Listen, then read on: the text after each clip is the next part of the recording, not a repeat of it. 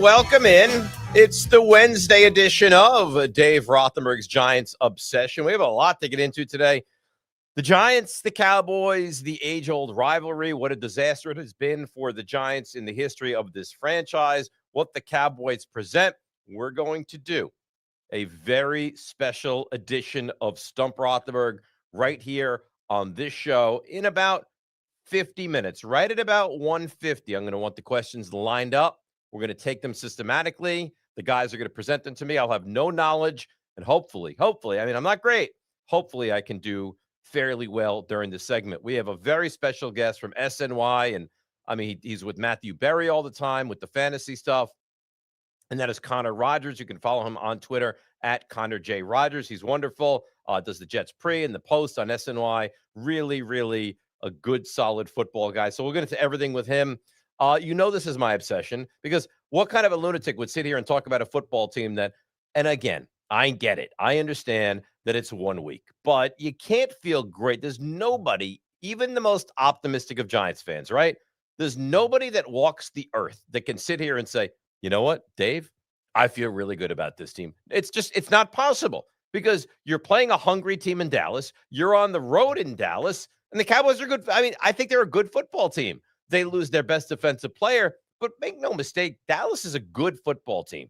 All right. Offensively, they're excellent. Their offensive line is good. They have an alpha receiver. They have a real legitimate number 2 receiver. They have a good, solid tight end. I know that I joke around about Dak Prescott, and I've said oftentimes he's not great. And I don't think he's the Mahomes, Jordan Love tier in the NFL, but he's really good. I think he's probably a top 10-ish quarterback in the NFL. So he's good. Javonte Williams looked like a problem. You know who terrifies me? I know this is a weird thing to say. This guy terrifies me when it comes to the Dallas Cowboys, and that's Brandon Aubrey. I mean, they're always in field goal range. They get to midfield, and it's like, oh, yeah, Dallas is in field goal range. Realistically, if they get to the Giants 45, so think about this and how weird and wild this actually is, right? If the Giants kick off into the end zone, and the Cowboys get the ball at their own 35-yard line, they are now 20 yards away from being in field goal range. I don't know what they do to minimize the importance of the kicker in this league right now, but they have to do something, because honestly, it really is a problem. Today is a big day in a waiver wire ads as far as your fantasy is concerned, so we're going to get very heavily involved in that. I have my list of guys. This is how good the guys on the other side of the glass. And we kind of use that phrase loosely because they're in another room right now. But the guys on the other side of the glass, as I'm driving here today, they said, give us your fantasy waiver wire pickups. I texted to them. Graphics are created. Things happen. See, I'm going to let you in behind the curtain a little bit. And Connor's going to join us in about 4 or 5 minutes, right? But to let you in behind the curtain a little bit, I don't do anything on this show besides sit here, look pretty. And I look nice today. I walked in, the guy's like, boy, you look really nice. It's a nice shirt. And just create content. I don't do graphics. I don't do camera work. I don't do lighting. I don't do makeup. I don't do anything. I wake up in the morning. I dress myself like an adult. And I sit down. I do the show. I interview whoever it's going to be. It was Jordan Renan. It was Scott Jackson. Today is Connor. And away we go. But the guys behind the scenes really do the bulk of the work. So, again, like I said, we have a lot going on today. We're going to get into the Giants and how the Giants can move the football. Can the Giants move the football, right? And you have people clamoring, get rid of Russell Wilson. Don't play him. Play Jackson Dart. That's tenuous, right? That's nerve-wracking because you're 1 week in and already you want to make the change to Jackson Dart. So, I don't know. The Cowboys in general, I think that's a good football team. I do. I think they're a dangerous, dangerous football team because offensively, and this is the problem with the Giants, it's going to be the problem with the Giants all year long, and that is, how are you going to move the football?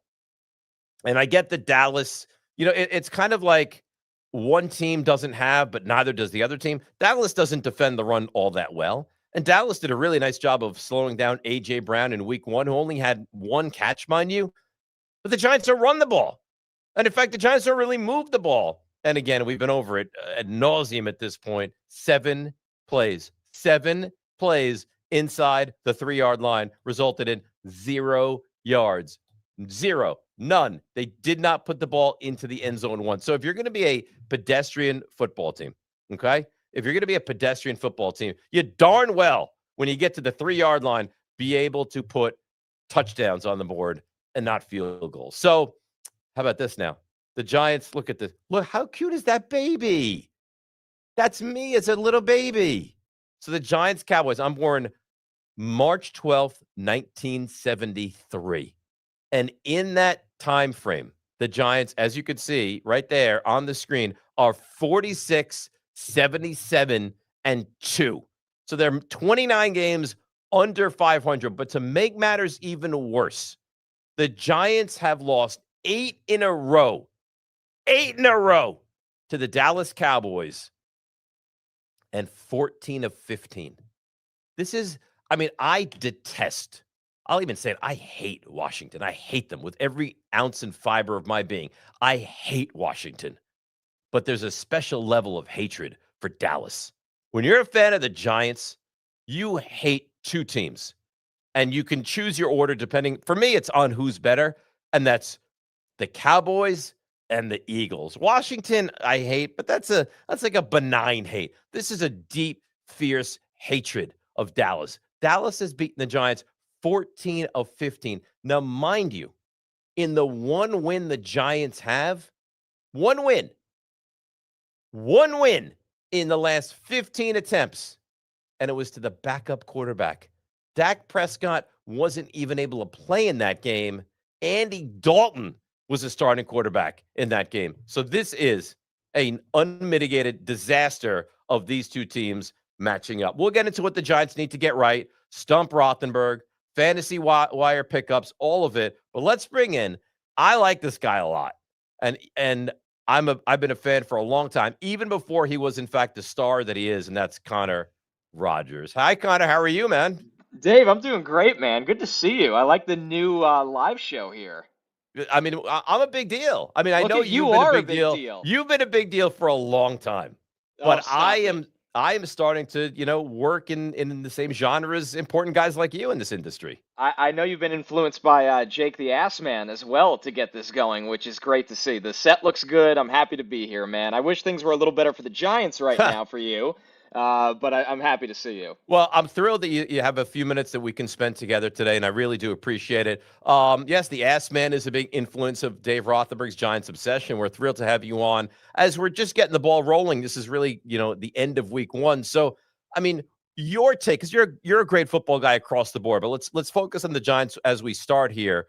Your take watching this team week 1, because to me, they could have gained momentum by competing against Washington. I didn't need, and this is such a loser's attitude, I didn't even need a win. I just needed, hey, there's bright spots and there's positivity. And to be quite frank with you, I didn't see a lot of that in week 1. Yeah, I agree with you. And I took them to cover in this game, so I was with you. I thought they were going to at least be annoying. I thought they'd be able to generate some kind of offense. Listen, no Andrew Thomas, okay. That's something the Giants are unfortunately getting used to. James Hudson was a liability in this game. I think he gave up 6 total pressures on the left side. The interior of the offensive line is a concern for me right now. They can't generate push for the run. You looked at just the 3 running backs couldn't get anything going. And I like Tyrone Tracy. I think he's a good player. But really right now they can only throw to their running backs. And Russ just isn't that guy anymore, right? Whether it's the movement skills, not being the same level of runner. This team has some significant problems. But for me, it always goes back to the offensive line. Joe Shane hasn't been able to build it. The things he's tried with premium assets haven't worked. They've had the unfortunate lack of health for Andrew Thomas. And I think they're at a conundrum right now, Dave. I think they want to play Jackson Dart, and I think they are worried to play Jackson Dart with the state of the offensive line right now. Maybe that changes when Andrew Thomas is ready to roll, but I think they are, and you have a coach that has got to win, so he probably wants to play Jackson Dart, but you might have an ownership and a regime that wants to be a little careful with him. So it is concerning right now across the board. It really is. And what you saw week 1 was just more of the same. And we're talking on my radio show about this. And one of the guys said, well, the Chargers, right? The Chargers, their offensive line's gotten so much better, and they're without their starting left tackle, but they've invested so much into their offensive line. Well, Connor, so have the Giants, right? Andrew Thomas was the 4th pick. Evan Neal, who was, mind you, was a healthy scratch, was the 7th pick in the draft. John Michael Schmitz was an early second round pick. And you spent real money on Illuminor, and they fought to get John Runyon and Greg Van Roten. So it's not like Shane hasn't had options and choices. And this is the best offensive line he could put together with a lot of resources invested in it. I think that's what's really problematic is it's not that he hasn't tried, and it's not that they've neglected the offensive line. It's that, okay, you could argue, yeah, your premium player is hurt. I get that, but I don't think this is a one-man patch job, a one-man fix. I don't think Andrew Thomas comes back and everything is all roses all of a sudden. I think it helps, especially a young quarterback, and it will give them some push on that left side. But you could argue the moves and I liked John Michael Schmitz as a prospect, but it hasn't worked. He hasn't played very well. There hasn't been development. I think Runyon's been underwhelming. I think you like Illuminor's versatility, but he's not a needle mover by any mean. So, and I think that too often they always go for the we'll figure it out at right guard approach rather than having a lockdown, locked in kind of guy. The Evan Neal experiment didn't work, so be it. So yeah, it's something to me that it's a little concerning that there's a talent evaluation problem for the Giants at offensive line right now, that a lot of the moves they've tried just simply have not panned out over and over again, no matter if it's a premium draft pick, a premium free agent signing, or a lower level one. You got to hit on a lower level one once in a while too. Yeah, no, nothing has worked, and they like Bo, and I guess they see him more as a receiver right now than an offensive lineman. Yeah, the usage week one was interesting to say the least. Yeah. I think Bo long-term can be an NFL guard. He obviously played right tackle last year. He's a little small for a tackle, but he's got good movement skills. He's a very smart player. He's played a lot of different positions. He played a lot of college football. I think he'll be fine. I actually wonder, when do you just give him a shot out there? Because I think the ceiling with him, there's no floor for the Giants offensive line right now, so start chasing ceiling. I would get Bo ready within the end of the month. So here's what's so upsetting to me. It sounds like you drank this Kool-Aid as well. You thought the Giants were going to keep this game close and lose by less than a touchdown, and I thought I picked them in our picks on the show at work, and I thought they even had a chance to win this game, and I don't know if it's 7 months and haven't seen them, but it's so stupid. I'm just going to say of me even more than you, but all the people out there, because it's the same offense. Connor, the offense was dreadful last year, and for some reason we all thought, no, it's going to get better because you swapped out Russell Wilson for Daniel Jones. Like, what? How stupid are we that the same weapons, the same offensive line is just going to be multitudes better? Because why would it be better? I think that's what's disappointing is that we're all holding on to that one playoff year with Brian Daboll, and at some point you do have to let go and be like, okay, was it an anomaly? Did things just break right? Has he not progressed? As the NFL is a league of evolution, and you see the offensive guys that can keep up with the trends. Sean McVay has changed his philosophies over the years. Kyle Shanahan, Kevin O'Connell, Andy Reid has changed for decades. He's evolved with the league. It feels like with Daboll right now, things are a little stagnant. And whether you want to blame the lack of talent he's had, at some point you've had enough years. You're in the room, the draft room. It's not like the GM just sits there and makes all of the picks. You have influence in terms of what kind of principles you want to run and things you want to do right now. And we all love Malik Neighbors, but Malik, you don't want to get to a point with Malik Neighbors with what has happened a little bit with the Jets, where it's like, okay, it's Garrett Wilson. What else do we have at wide receiver? Malik Neighbors, and right now Malik Neighbors seems frustrated about everything already. Is it just always Malik Neighbors all the time? And that's a scary place to be as well. So, yeah, I bought in. I just thought the defense, and I didn't think we got an A-plus Jaden Daniels game. That's what's concerning to me. I agree. I said after the game, Ertz dropped the pass. He missed a wide-open Terry McLaurin on the left side that would have probably been a touchdown. I thought Daniels was fine. Like, he wasn't bad. But he wasn't, like you said, A+. He was probably like a B-, and they still handily beat the Giants in this game. Yeah, the control of the game is what's concerning. The fact that, the Commanders can vary up their run with their 7th-round rookie, Krosky Merritt, and they get Debo going on some jet action, and they didn't need Jaden Daniels to be a superhero. And if the Giants have too much talent on their defense for that to be acceptable, quite frankly. They should be able to rush the passer. I think Dexter Lawrence, there's an argument every year that he's the best defensive player in the NFC, at least in the conversation. I don't care that Micah Parsons is in the NFC. At least Dexter Lawrence, when he's at his best, is in the conversation. The Giants are a little concerning at linebacker and their second corner as well, and teams are going to try to expose that. But I just thought the Giants defense would be able to control the game more than they did. But the offense isn't good enough that they even give them a chance for that. That's the problem. Right. So, Connor Rogers, your NBC, your SNY, you're all over the place. You are a burgeoning superstar in this industry. Joins us for a little bit today on Dave Rothenberg's Giants Obsession. Let's place blame, right? It's Joe Shane, it's Brian Dable, it's Russell Wilson, it's the offensive line. Like, who right now, and again, I'm not going to hold you to this, but right now, with what looks to be, and maybe it's not, maybe it changes, we'll get into that in a moment as well, what looks to be kind of a broken organization, where do you place the blame as far as most blame, second most blame, and kind of so forth and so on?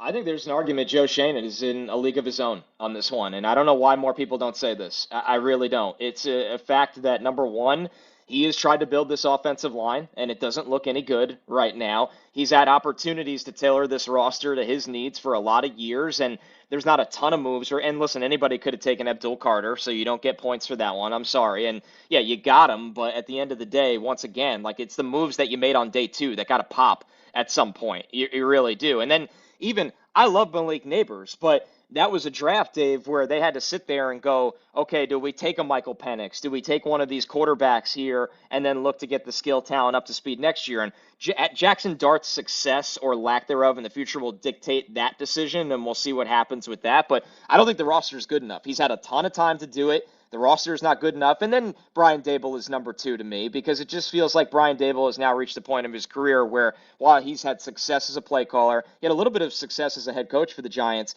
He is a guy that isn't getting the most out of people enough consistently. I mean, you look at the teams that have the weak spots. How does the coaching get the most out of them right now? And with Dable right now, you're looking at it and going, okay, we're trying to get the most out of Russell Wilson. We're trying to get, and he's not getting these guys to punch above their weight at any level. And then I don't blame Russ because this is who Russ was last year. I thought Russ stunk last year. I mean, he can start in the league because there's enough jobs that lower tier quarterbacks can start. But if you're expecting anything from Russell Wilson at this stage of his career, this is exactly who he is all the time. So, and the Giants do have insurance options, whether they have to move to Jameis if they want to protect Dart. Dart will give them a spark when he plays because he's such a good athlete. He can run around even when things aren't working in the pass game. But I can't blame Russ because Russ has shown you who he is. Joe Shane, this was his chance to show people who he was in the big chair when he left from the Bills, and he hasn't done enough. He hasn't done quite warrant anything to even get the chance this year, and it feels like he's safe. I don't know. I just don't get the vibe that he's on the hot seat while Dable might be. Certainly Dable is, and I would agree with you with that. Well, and I want to get back to those guys in a second. When you look at Russell Wilson, right, guys don't go on 4 teams in 5 years, and they're star quarterbacks in this league. So if anybody had this idea, and Daniel Jones goes to Indy, and it was a perfect storm. I think their offense is much better. They're much more efficient. They're much more capable. They have more weapons. The offensive line is better. All those things. Daniel Jones was never bad. It was a bad situation, and he was not the best version of himself. But if people had this notion that Russell Wilson was going to come in here and save the day, then, and I'm not saying you did, but shame on them, right?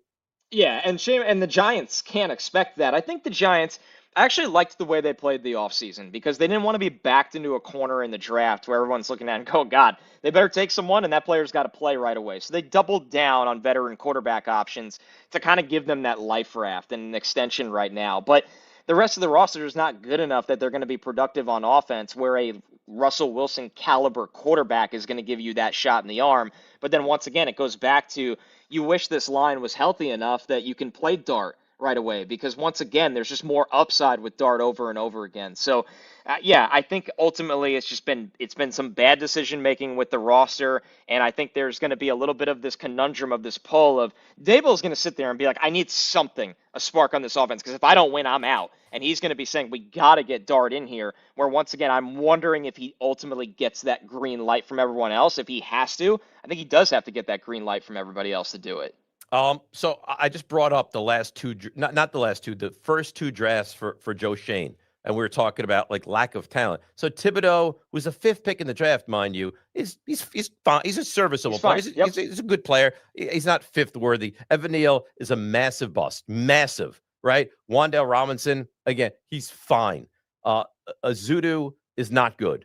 Cordell Flott, again, is fine. Bellinger is fine. Belton is fine. McFadden is decent, but now he's even hurt. I mean, just it was a bad draft. It was. And then you look at the next year, Deonte Banks is not good, right? It's a first round pick. He's not good. John Michael Schmitz, early second round pick, Connor. He's not good. Jalen Hyatt, they traded up to get Jalen Hyatt. He's horrendous. It's on a milk carton. Russell Wilson makes a statement last week, like everyone's gonna know who Jalen Hyatt is. When does that start? Because I haven't seen any sign of that. Eric Gray, they liked him out of Oklahoma, the running back. He's not even here. Trey Hawkins, remember, there's like a minute where Trey Hawkins was a steal and a star of the draft. He's nothing to be seen. Jordan Riley, again, 6th, 7th round pick. They don't really matter. But I mean, the last two look okay, but those first two drafts are dreadful. And you had a lot of draft capital, and it looks like you swung and missed a lot, Connor.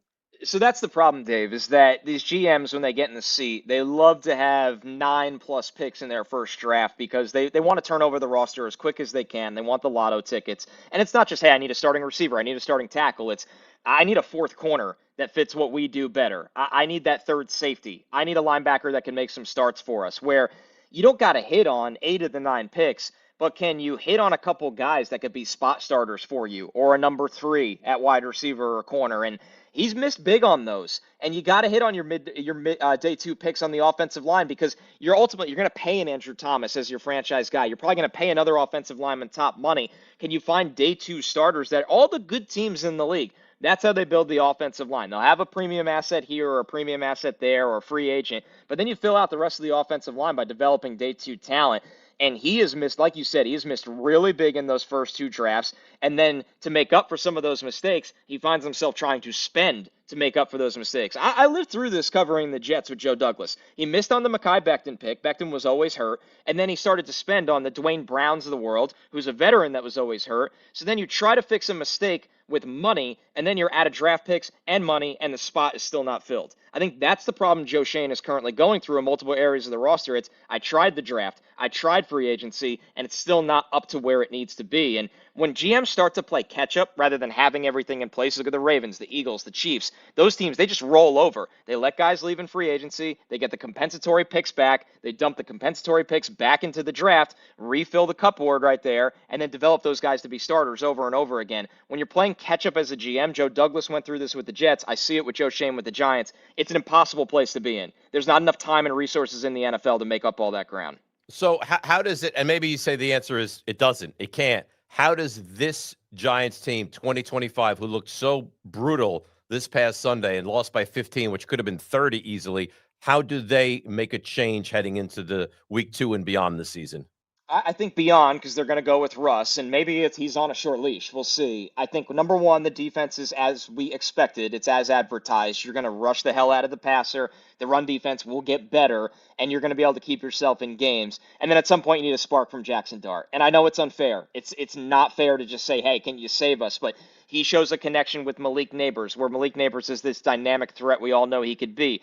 That opens up the run game because there's more resources allocated to defending the pass because Malik is such a threat, where Tyrone Tracy is getting off some runs there. Cam Scatterbo is a guy that could push the pile a little bit, and everything starts to develop. Maybe, honestly, Jackson Dart's a better athlete at this stage of his life than Russell Wilson. Sure. You start to run a little zone read and RPO and show different looks. We saw a couple teams do that.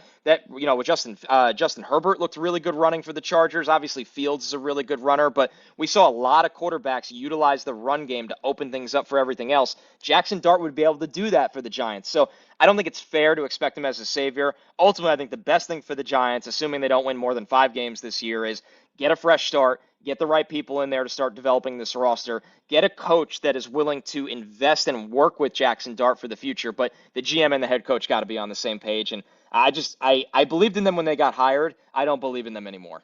I don't know how you really could. Do you think that they're tied at the hip, or could you see a world where Dable is gone and Shane just continues along? I absolutely see that world. It feels like everything you kind of hear, and the buzz is that obviously the owner and the GM are working very closely together. And it's not that Dable's in his own corner, but there are plenty of worlds where a GM sits there and goes, well, I drafted this talent and didn't become this because of what our coaching staff is running. And John Mara does not like that much change. He doesn't like pressing the hit the nukes button at all. It's not his thing. So if there's a hire out there that Joe Shane is selling him on, maybe there's a world where they just move on from Dable and go with that hire. But that is the last thing I would ever advise. I've just seen the 1 foot in, 1 foot out strategy with GM and head coach failed way too many times. Yeah, the old half-pregnant Yeah. phraseology, right? So, you're a big draft guy. I know that, and I respect that, and I love listening to you when you analyze the draft. Did you like Dart coming out, and do you still like Dart heading into, the meat of this regular season? I thought he was a day two developmental guy, and those guys often find themselves in the back end of round one. I thought his processing speed needed to move up a little bit. There was a couple times where he was just too late in college, and those will get picked off at the NFL level. I thought he was a way better athlete than he got credit for, which goes back to I'd like to see his legs be utilized in the scheme when he gets his chance. He's very tough. He's a multi-year starter in the SEC that played plenty of good football under Lane Kiffin. It's a weird system where my whole thing with Jackson Dart was you could take him as early as you want. I didn't think he should see the field as a rookie. Now, with the Giants, that might not be up to them at the end of the day. He might have to play like the combo that we've had. But I don't see a world where Dart is this top 12 starter in the NFL, but I see a world where he's athletic enough, and he doesn't have a monster arm, but his arm is good enough, he's athletic enough that you can win plenty of games with him and sell yourself on him being your long-term starter. But the whole thing with him was about development. He needs more time. I don't care that he started 3 years. He played in a very funky system, and I want to see that internal clock speed up. And I saw signs of that this summer, which is very, very promising. I hope it carries over to the regular season. What happens if the Giants are a disaster this season? Okay, they're 3-14 again. Brian Dable's gone. Let's just say, for the sake of argument, Joe Shane is back, and you've seen. You know what? You like what Jackson Dart showed you. He's raw. He's developing. He's maybe going to be good, but there's an uncertainty with it. You hire the biggest, the best offensive mind that exists to come in here and change things up. Can you see a world where the Giants, who have the first or second pick in the draft, take a quarterback and move on from Dart? Or do you think they are tied to Dart no matter what they do moving forward? That world exists because it's hiring power. If you go out there and you say, we got to get the best right now, you need to sit and listen to that person and say, okay, because all these guys do evals, even when they're out of the league. They have to do evals on the players coming out because if they get back in the league, they need that portfolio. What was your evaluation of Jackson Dart? Do you view him as a long-term answer as starting quarterback? You watch the college tape again, you watch the preseason tape again, and hopefully a little bit of playing time this year again.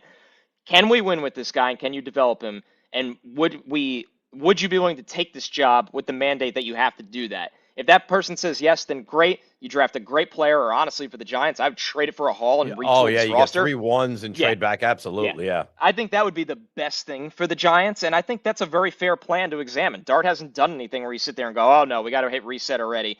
But if you go into the hiring pool and you find that the 2 best guys out there that want to work with you want the autonomy to say, I like Garrett Nussmeier. I know Garrett Nussmeier. I want to draft him at 3, whatever it may be. Then maybe we get a decent pick for Dart. I think that world's unlikely, but I think that world always exists when you want to give full autonomy to have hiring power. The Patriots did this with Mike Vrabel.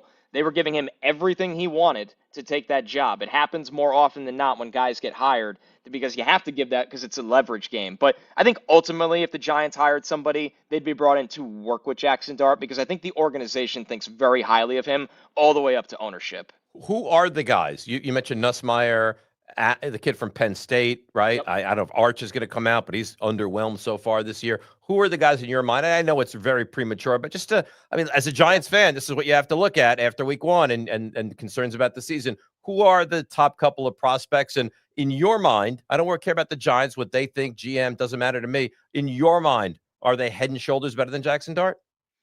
Right now, no. It's such a wide open pool. I don't think Arch will be in this class, and time will tell us that. And then after him, I think Nussmeier is a very good quarterback prospect. I think he's somebody that will ultimately be a top 3 pick in this draft. He is not a very mobile guy, but he's very smart, good pocket presence. Teams are gonna look at what the Lions have done with Jared Goff and say, okay, we can play exactly that way with Nussmeier because he's just so accurate with the ball. He does such a good job not taking sacks. He could throw the ball accurately at all 3 levels of the field. He's played at a high level at college in the SEC. Nussmeier, whose dad is the OC for the Saints, which can make a very funny scenario down the road. Nussmeier, I think, will be a top 3 pick. Then this pool is very odd. I mean, Drew Aller, to me, watching him over summer, looked like a day 2 guy. Just there's times where he's just not comfortable in the quick game passing, but he's a big-bodied passer. That he's gone the right trajectory over the years, but not a complete player. I think John Mateer from Oklahoma is going to be the buzzy name. He just beat Michigan. He's the favorite for the Heisman right now. He transferred from Washington State. We've seen over the years, some bad names like Zach Wilson have these meteoric rises. We've seen Cam Ward have that kind of rise. Jaden Daniels, guys have these rises after they transfer where they blow up. And it feels like Mateer is on that pathway right now. And then you kind of get into the project guys like Lenore Sellers from South Carolina, who's a big-bodied runner, can throw the ball down the field really well, takes way too many sacks. All those guys, though, have a good chance to go in the top 40 picks of this draft. And it's deeper than that, but I'll say after Nussmeier, Dave, this pool is just wide open of, okay, I'd be willing to develop him. I'd be willing to develop him. There's not saviors in this group right now at all. Giants have lost 8 in a row. 14 of 15 to the Dallas Cowboys. And saying these words to you, Connor, it pains me to my core. Is there any hope for this week, or is this going to be another one of, oh my God, what an embarrassing performance, and 27-13, 2-touchdown difference. Dallas easily handled the Giants again. That score is how I see the game. The offense will be better. I just don't think the Dallas defense is good enough to pull off what we saw last week. The Giants will make adjustments offensively, but I don't see the Giants secondary slowing down. Dak was way better in that game against the Eagles than what his stat line indicated. He moved the best I've seen him move in years. CeeDee Lamb had way too many drops on big-time throws. Dak should have had another touchdown and 250 yards. I thought Dak looked really good. The Giants' defensive line is excellent, but the Cowboys' guards were moving people in the run game. The Giants need to be ready to defend the run in this one. It's not going to be pin your ears back, get off the ball, and go. Yeah, I like the Cowboys to cover in this one, sadly, because this has just gone on way too long. But it's not a good matchup, in my opinion, for the Giants.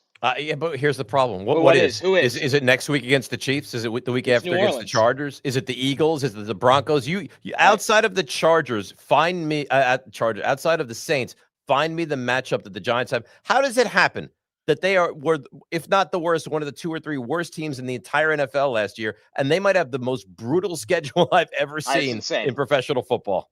It's unheard of. It's utterly so. The game we've always tried to play, I've been asked this question for the last 2 months, is when does Dart start?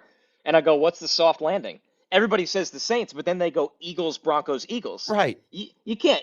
I don't think you could do that to him, honestly. But maybe it's the NFL and you go, there is no soft landing. Get ready to play, kid. Like, we got no choice. Maybe you start him earlier than you expected because you don't want a second game, third game, and fourth game to be Eagles, Broncos, Eagles.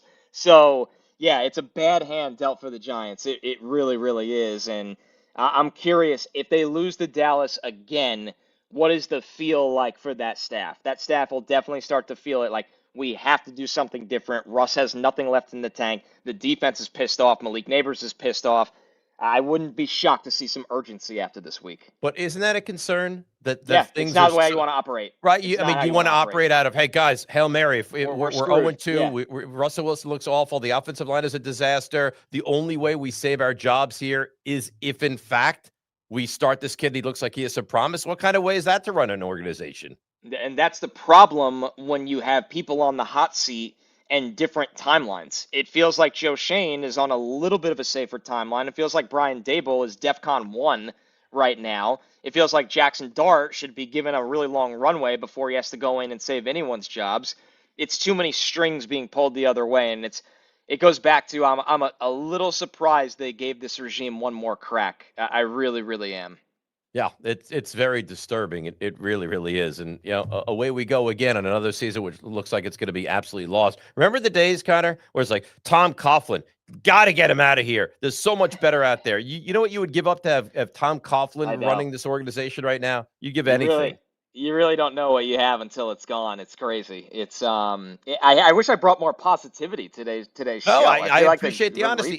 Any chance that he gets in, and by the end of the season we say, boy, at least we have our future like he's going to be a really good quarterback. Yes, because he can do things that the offense is lacking right now. When the pressure is on, he can make somebody miss and pick up a first down with his legs. I think he picked up 40 first downs with his legs last year or something, 35, something like that. He's obviously somebody that you can run different concepts with. He has that young energy where it doesn't. Russ has been kicked around the league enough by now where Russ shows the face for camera, I think in the back of his mind, and players feel this, that with Russ, it's like, all right, what is really our ceiling here today? Jameis can get that out of guys sometimes, which is wild in my opinion. It's the classic Sparky backup. But I think Dart, it's almost a bit of like he doesn't know at this point what can hurt him, kind of, where he can come in and just kind of have this spark of like, okay, I'm ready to roll. Let's give the team something. It's almost like the puppy energy. So yeah, I think there's a scenario like that, but he needs help. He needs help. I hope Andrew Thomas is back soon, so at least they have that to protect him on the left side. Do you specifically wait till Andrew Yeah, I Thomas do. comes back to Yeah, before you're James you're Hudson willing wasn't to good throw him enough. out there? Yeah. Yeah, James Hudson was a liability at left tackle. And I don't think the Commanders' pass rush is good. That's No. the problem. I think their pass rush is actually one of the weaker parts of their team. So if James Hudson is going up against, I mean, name anybody you want to name that they have to deal with on this schedule right now. Nick Benito on the Broncos is a monster. Anybody Right. like that, that's not fair to him. So yeah, they know more about this Andrew Thomas timeline than us. Now, if it's November when they've all been lying to us and saying it's soon, then okay, that's different. But I would not play Jackson Dart until Andrew Thomas is back. It's a calming veteran presence, and it would And really he's go a good. long way. And he's very, very good. And maybe they could freaking move somebody off the ball when they try to run the ball. All right, last one, and I'll let you go, and I really do appreciate it. No And that problem. is, let's, for argument's sake, for the sake of this exercise, Andrew Thomas is back week 3, because that's what I've heard. And I've talked to people within the Giants, Okay. and they say week 3 feels realistic. If he's back week 3, when do you think, in your mind, Jackson Dart, give me an over-under of when he is the Giants starting quarterback? I think it would be like after week 3 is the over under because once again, I think that stretch of Eagles, Broncos, Eagles is 6, 7, 8, right around there. I thought the Saints was week It is. 5. It goes Saints, Eagles, Broncos, Right. Eagles. Correct. So I'd want to have him, no matter who it is, play one game before the Saints so he can get hit. He can have the live bullets flying.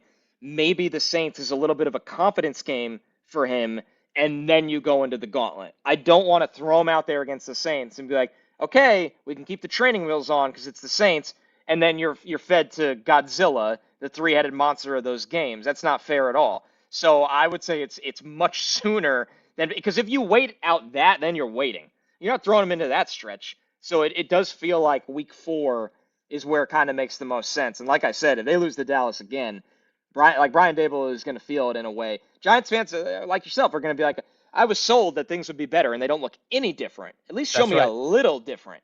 It should So, just be better. And it does. better. And now it's 1 week, Competitive. and we don't know. But in that 1 week, it looked the same that we've been seeing for the last couple of years. All right, man, go do your thing. We appreciate you. People can follow you on X, right? Is that what it is now? Connor J. Rogers, NBC, SNY. I mean, you're a big star, and we appreciate a few minutes here. Dave, it's great seeing you, man. Great catching up. Thanks so much for having me. Appreciate it. Thank you so much. And that, of course, is Connor Rogers. And he's really, I mean, you could see just from the content, the conversation, he is absolutely phenomenal. The thing that sucks, and I can use the word sucks, I could use it on the radio, I can certainly use it here, is that it doesn't feel like there's a lot of hope, right? I mean, we sit here, we talk with him. He's like, the offensive line stinks, and the draft classes were awful, and I don't know about Joe Shane, and they probably should have fired these guys last year. And maybe to make matters worse, he sits here and says to us, Joe Shane's not going anywhere. Now, I don't know if things are really, really bad. Like if the Giants go 2-15 and they're embarrassed and nobody's at the games, like would that mean a cleaning house? But right now it feels very, very negative. So they do play Dallas this week, and they need to find a way to make some changes and win this game. I mean, it's obviously vitally important to try to win this game. So here's kind of the top 3 things they have to get right. What do they need to do? What do they need to get right as we head into this week 2, which kind of feels like a must-win game? The offensive line, and again, I don't know how, but the offensive line has to be better. I don't know if they get the ball out quicker. I don't know if they roll out Russell Wilson. I don't know what they do, but you can't go out there and be manhandled at the line of scrimmage with an immobile quarterback and expect, hey, don't worry, we'll figure out a way to make it work, and this is a non-issue. Because quite frankly, it is an issue, and it's a major issue, and it needs to get better. It needs to get better right now. Red zone offense. And you say, well, come on. Every team's red zone offense has to be capable, but here's what makes the Giants' red zone offense even more important than most, and that is they don't get there. They never get to the red zone. If you're the Buffalo Bills, and you're in the red zone 6 times in the course of a game, and you put up 3 field goals and 3 touchdowns, you're looking at 30-plus points. If you're the Giants and you never get to the red zone, or you get there twice a game and you don't put up touchdowns when you get into the red zone, I mean, you're failing at an epic level, and you just saw it. So you can't get to the 2-yard line and decide, all right, now we're going to really unleash everything with this offensive firepower we have and go, go after the starting guard to try to throw him the football in the back of the end zone. No, it's got to change, and it has to change now. You have to put up 7s, not 6s, not field goals, 7 points every time, or most times you get into the red zone. And number 3, you have to slow down the run. I mean, Dallas is not a dynamic running team. Javonte Williams was good against Philadelphia. He's an average back. The Giants' defense should be good. Now, they should be great at rushing the passer. They should be really good at just overall and slowing down the run. And you didn't see a lot of that. You saw, Bill McCroskey Merritt, whatever his name is, guy you never heard of until like a month ago, and Austin Eckler, whose better days are clearly in the rearview mirror.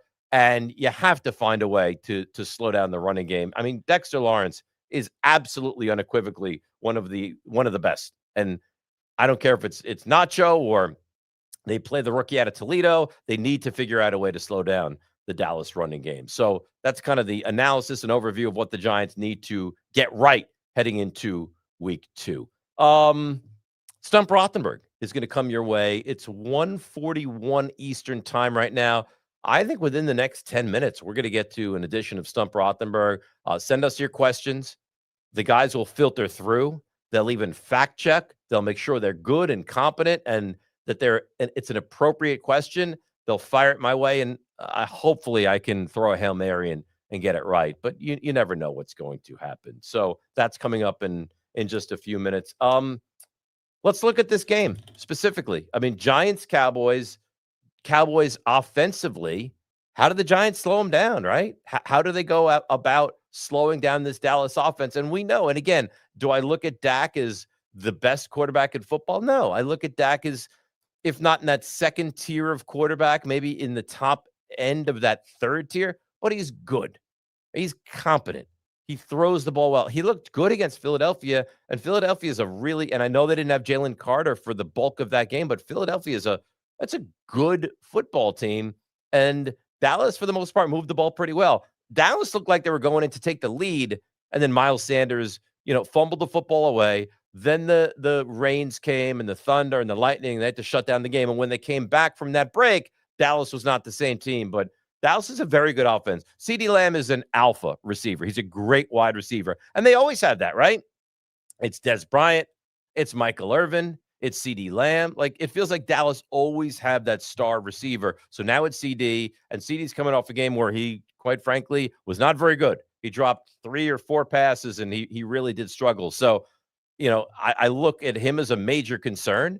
And George Pickens didn't do a lot in the first game either. And I look at him as something you need to be worried about. And their tight end is good, and their offensive line is probably underrated. So this Dallas team can easily put up, you hate to say it, they could probably put up 30 points, but I don't know, 24 is probably realistic. And here's the worry.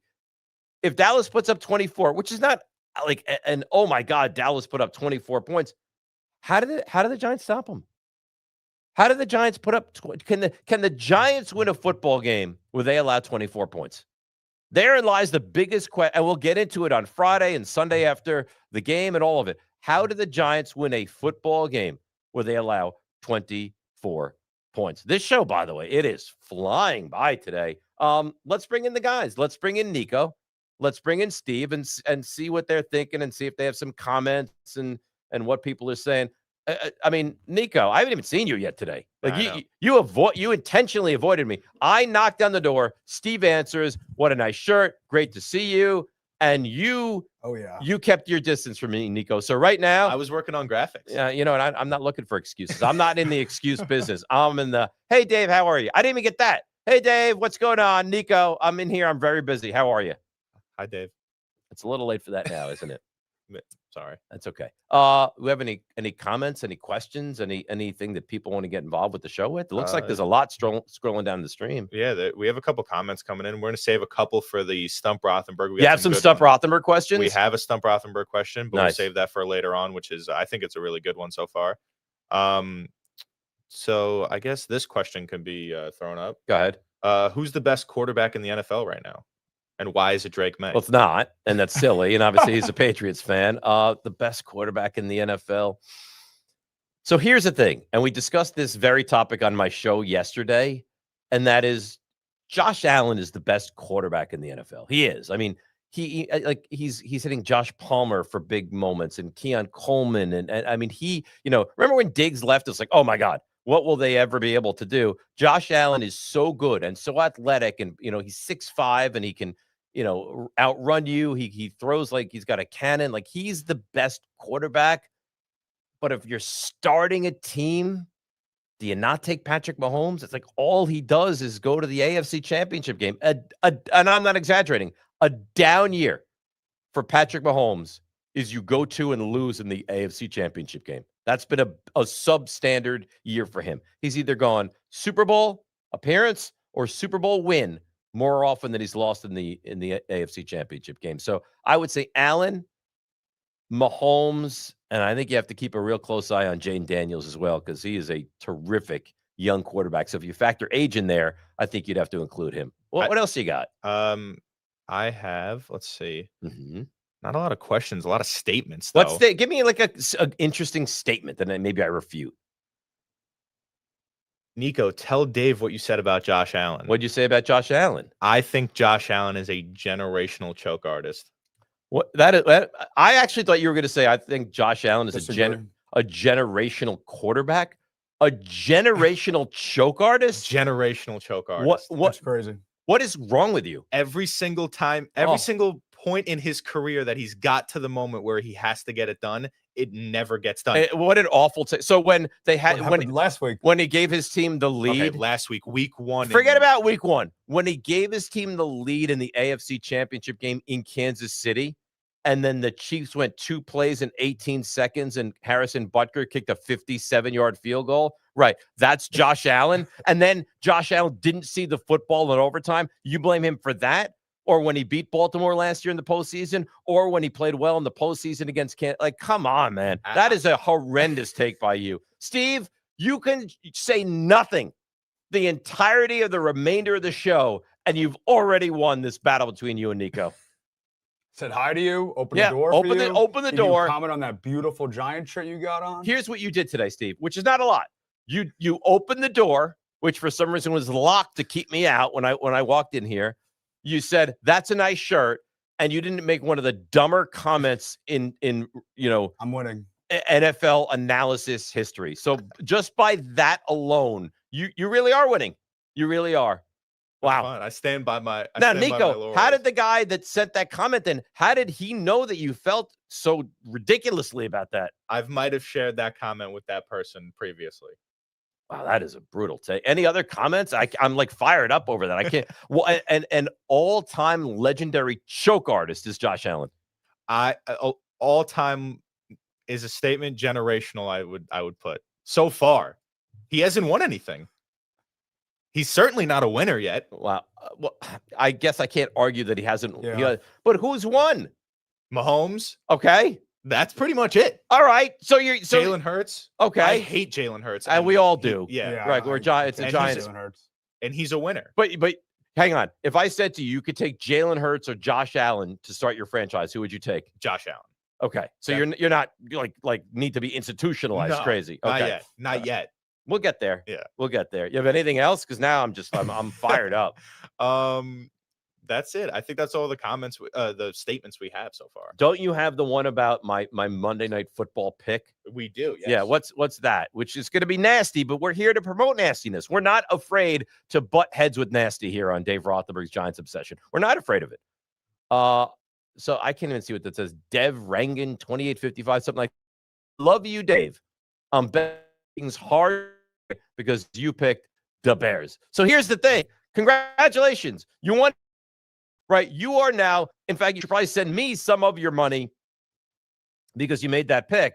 But I mean, if I told you take the Bears and they're winning 17-6 as we go into the fourth quarter, and then they completely fall apart, is that on me or is that on them?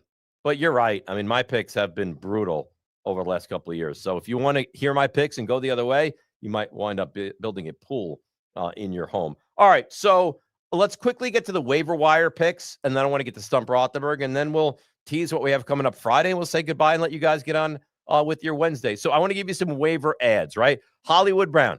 All right, couple of reasons. Worthy, I don't know if he's going to play for the Chiefs. Chiefs are in a situation where they're going to have to put points on the board. Hollywood Brown now kind of becomes that number one receiver. And I don't love him, but he now kind of becomes that number one receiver on Kansas City because there's no Rashee Rice. There's probably not going to be Xavier Worthy. So just by kind of, process of elimination, who catches the balls there? Travis Kelce, fine, but it's probably going to be Hollywood Brown. Quentin Johnson, he's like the little girl with the curl, right? I mean, it's like, well, he does all these things great, but he's just not great and doesn't hold on to the ball. Well, when they took on the Chiefs down in Brazil, the opening Friday of the season, Quentin Johnson was sensational. Had over 24 points, as you can see, the stat says right in front of you. So I think he's a pretty good play. And if they throw the ball, like the Chargers actually wind up throwing the football, then he's going to be really a problem. Because typically that's like a run, right? It's Harbaugh. We know what he likes to do. He wants to run the football. They run, throw, run, throw, run. If they throw the ball and they let loose a little bit, yeah, Quentin Johnson might be a real problem. Dylan Sampson, he's good. Right, they drafted him rookie out of Tennessee. The Browns like him a lot. I would keep a very close eye. Now, I don't know what's going to happen with Judkins, and they still have Ford, but Chubb is out of there, and they did not look awful offensively. So I certainly would keep an eye on Dylan Sampson.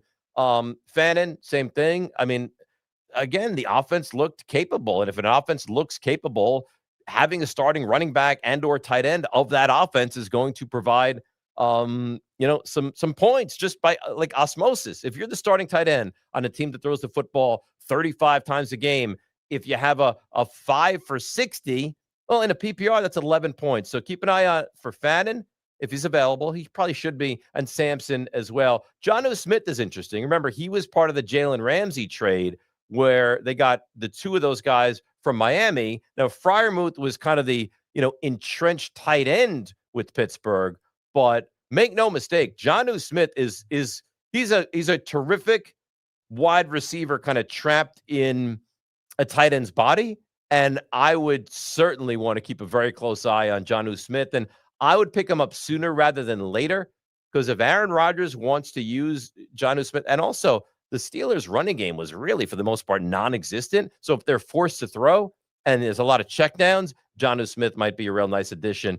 I want to kind of flip out of order just a little bit here. It says Jones, Rodgers. Let's stay with Rodgers because it's Pittsburgh. We'll keep that theme. Rodgers threw for 4 touchdowns, right? And maybe it's a benefit if Pittsburgh's defense is pedestrian and isn't great. Because if they are not great and they do have holes and they do have foibles, guess who's going to throw the football down the field more? It's going to be Aaron Rodgers. And the running game wasn't good either. So you say, how is it good if the defense and the running game are subpar? How is it good? It means that the quarterback's going to throw the football more, and that's a benefit to everybody out there playing fantasy.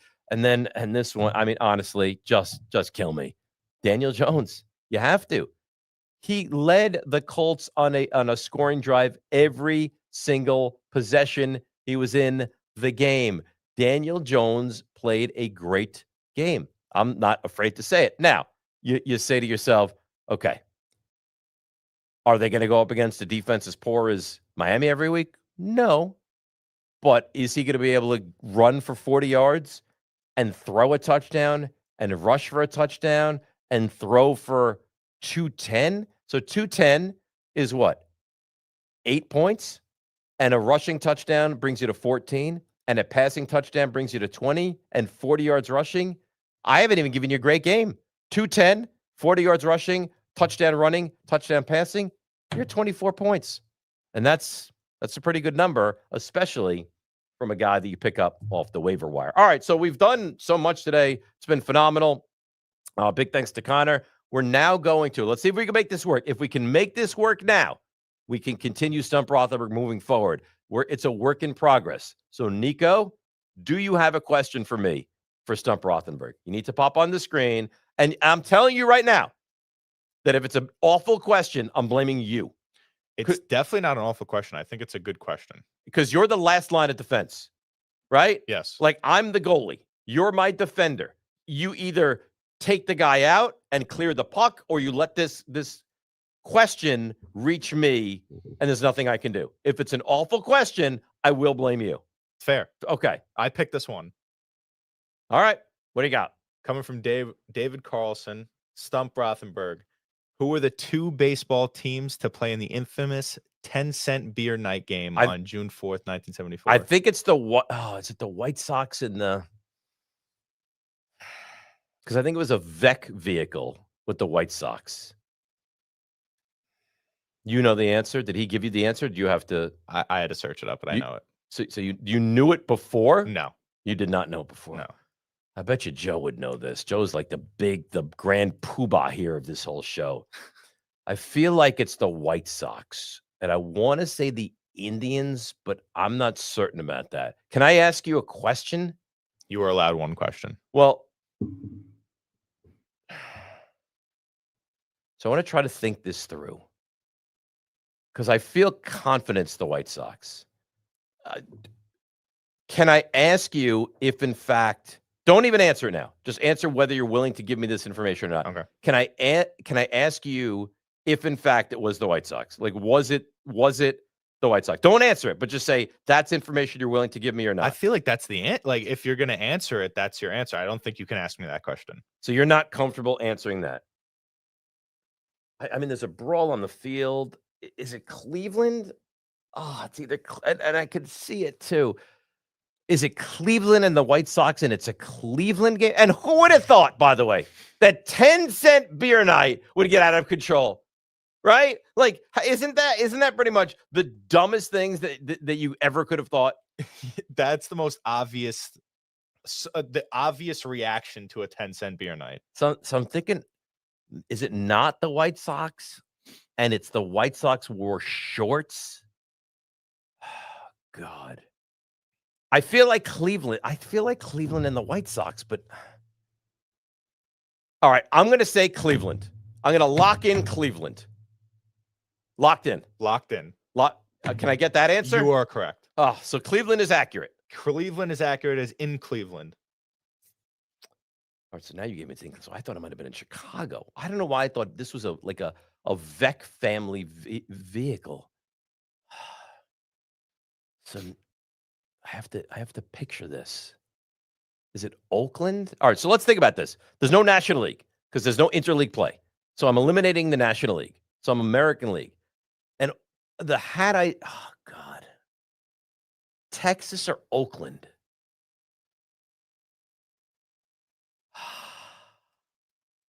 Now I'm taking Chicago out of the equation because you slipped up and you gave me that it was in Cleveland. You were running out of time. You have 15 seconds on the clock. Texas Rangers. That's right. That is correct. I really am a genius. I really actually am. You really are. That's it. We're out of time. That was it. You're out of time. You are locked in.